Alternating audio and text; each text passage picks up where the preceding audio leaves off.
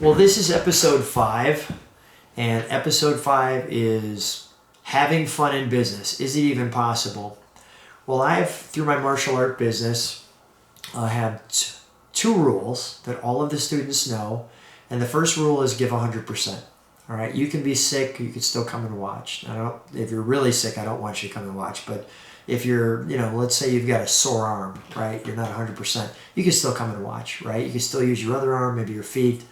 You can punch with one hand. So give 100%. Do the best you can. You're going to learn something mentally from the class. You're going to learn something from the other people at the class. You're going to learn something if you show up. So showing up is giving 100%. Number 2, the other rule is have fun. Now, is that possible to have fun in business? Well, I want to talk a little bit about that. So I shared in some of the episodes that I have an IT consulting business, and it's challenging. It's very demanding, and people, of course, take their computers very seriously, so you have to provide really quick service. Thankfully, I'm very good. If you call me, I call you back right away. It's one of the things that I pride myself on because I like to make sure that I care. And let me define, I call it caring, which is call all relationships immediately, now go. So that's caring, is call all relationships immediately, now go. So if you do that and you remember what caring is, then you'll be efficient to make sure that you talk to those people who take care of you, because the more people you take care of, the more people they just naturally want to take care of you. I call it the golden rule. It's not something I've created. Treat people the way you want to be treated. So the second one is, okay, so if I have all that, there's a lot of stress in that. So if you play hard, you gotta have fun hard. You have to work hard and play hard. So to play hard, the martial arts was perfect for me. It was a great opportunity to really be focused on someone in front of you or a bag or the instruction in the class. And then also to get yourself physically fit. So I was being physically fit, I was being mentally fit, and I would always feel better. I don't like to use the word always or never, but I would always feel better coming back from martial art class because my focus was taken on something else. So we all have problems. That's a common denominator, no matter who you are. And at least my problems took a back seat for an hour and a half, or 2 hours based on the time of the workout.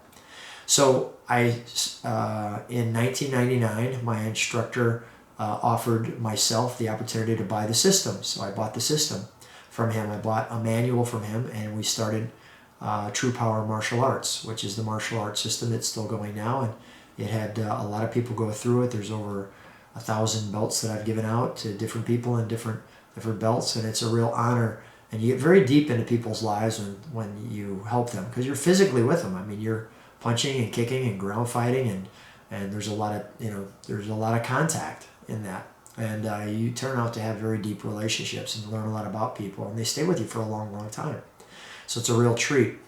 The other one that was, I really realized that I love cars. I like things, but I really just enjoyed cars. I don't know what it was about me. My dad didn't have a great car growing up. There was nothing special in our family, but I do remember my uncle coming home in '67 with a '67 Jaguar E-Type, and I thought that was pretty cool that he was doing that. The first car that caught my attention, matter of fact, back on the shelf up there, was my dad and I would watch Batman, and I thought that it was an interesting show, but when they went to the Batcave and I saw the Batmobile, I was like, I could be Batman if I had that car. So that's my number one favorite car of all time. But the point is, so it turned out by accident almost, I was looking over my son's shoulder, and he was watching something called Minecraft, which is kind of animated Legos with a Monty Python kind of voice. Oh, look, there's a chicken, and he's over by the barn. And oh, look, here comes a cow. And I thought, this is the dumbest thing I've ever seen. But I happened, being a businessman, to look at the number of views, and those views were 1.5 million. I said, who is this? He said, Stampy the cat, who now has over 10 million views. And Stampy went from the goofiest person I've ever met to the most brilliant person. And I happened to be going to a car show. Well, I have a camera, as you can see, so I brought the camera with. And lo and behold, I was washing off some brake dust on my car, and I was in the bathroom, and there was a guy well down the way washing his hands too. We were driving to the car show, and I asked him by chance, I said, hey, do you have a car that you have here? And of course, they love telling about their car. It was a 1973 Buick. Sun Coupe, and his name's Phil Reitman. And I said, has anyone ever videoed that? And he got so excited. He goes, would you video my car? And he came right up to me.